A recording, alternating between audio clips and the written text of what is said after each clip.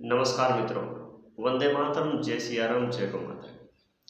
आज हम बड़े ही रोचक तथ्य के साथ बात करेंगे। गजब की जानकारी आपको मैं दूंगा। आपने कभी ना कभी जरूर सुना होगा कि फलानी जगह पर जो है पीलिया का झाड़ लगाया जाता है या झाड़ा लगा करके पीलिया ठीक किया जाता है।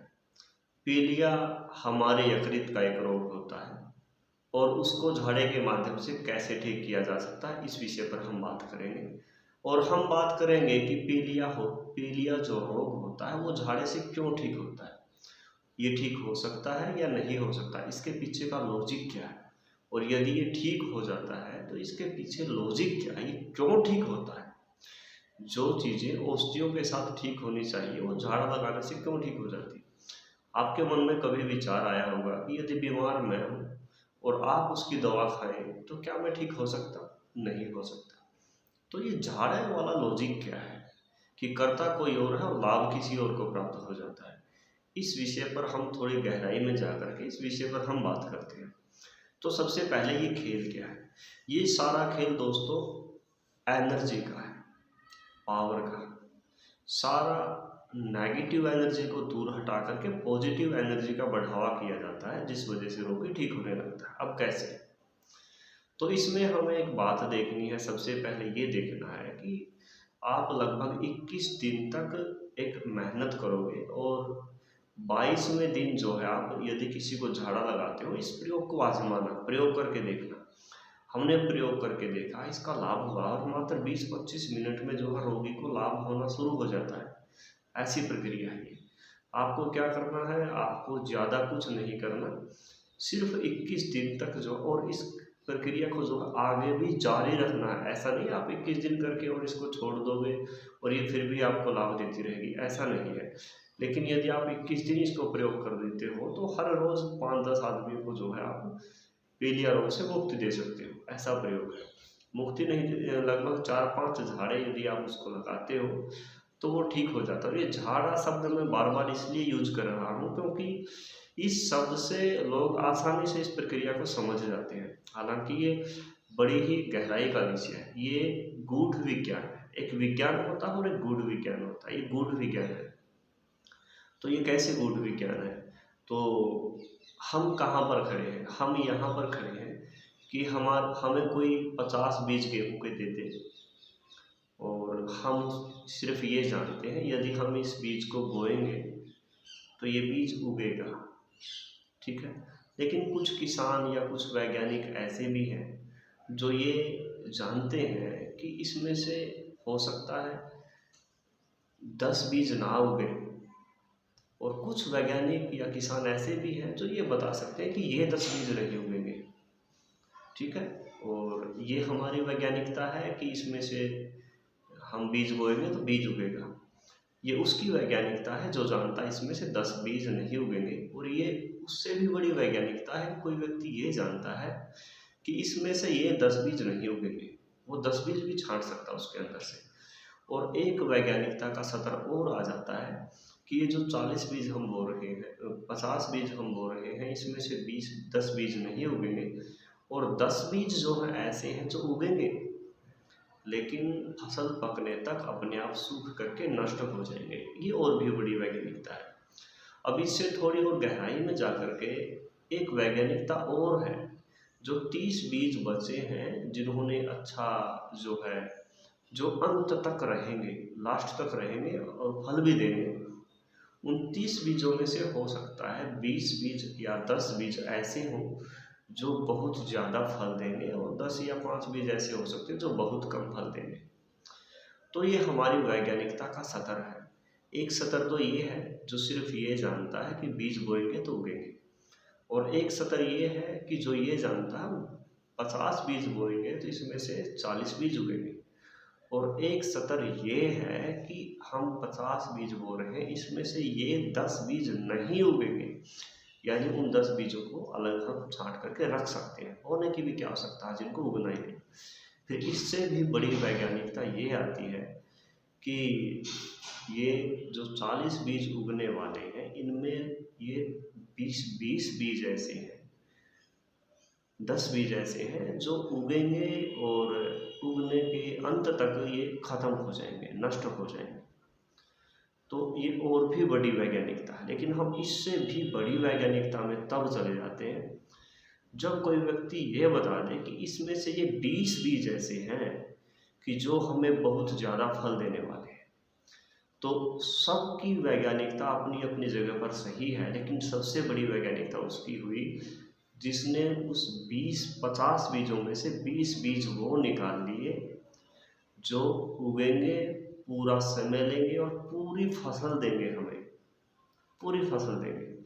क्योंकि हर खेत में हर किसान फसल बोता है, लेकिन सबकी समान नहीं होती। किसी की ज़्यादा होती है, किसी की कम होती है, किसी की नष्ट हो जाती है। तो ये सब समय का फेर है, ये सब बीज के ऊपर आधारित है, बीज, मौसम, प्रकृति। तो अब वैज्ञानिकता ये है कि उन शब्दों का चयन करना, सारा खेल जो है शब्दों का है। जैसे आप मेरे पास आए हो, मैं आपको कहूँ नमस्कार, तो आप कहोगे जी नमस्कार। मैं आपको देखते ही गाली दे दूँ तो आप जूता लेकर के मेरे पीछे भागोगे। ये सब शब्दों का खेल है, हर शब्द का अलग अलग प्रभाव होता है। और कोई ऐसा आपका मित्र हो जो हर समय जिसकी जुबान पर गालियाँ रहती हो, तो क्या पता उसकी गालियों को आप सुन के हंस दो या इग्नोर कर दो, या ये तो ऐसा ही है, भागता रहता है, आप ऐसे कर दो। यानी है शब्द वही, बोलने वाला कौन है, सुनने वाला कौन है, और क्या बोल रहा है, और सुनने वाला क्या सुन रहा है। हर शब्द का अपना अपना प्रभाव होता है। तो इस प्रभाव को पहचानना और प्रभाव को सिद्ध करना ही जो है, ये बिना दवा के रोग को ठीक करने की प्रक्रिया है। तो हम बात कर रहे थे कि बिना दवा के रोग को कैसे ठीक कर सकते हैं। आपको हर रोज बिल्कुल आसन लेकर के बैठना है और आपको ध्यान करना है कि हे आकाश में विचरण करने वाली महाशक्तिशाली ऊर्जा, प्राण ऊर्जा, हे आकाश में विचरण करने वाली महाशक्तिशाली ऊर्जा, प्राण ऊर्जा, मैं आपका आवाहन करता हूँ, आओ और मेरे हाथों में प्रवाहित हो।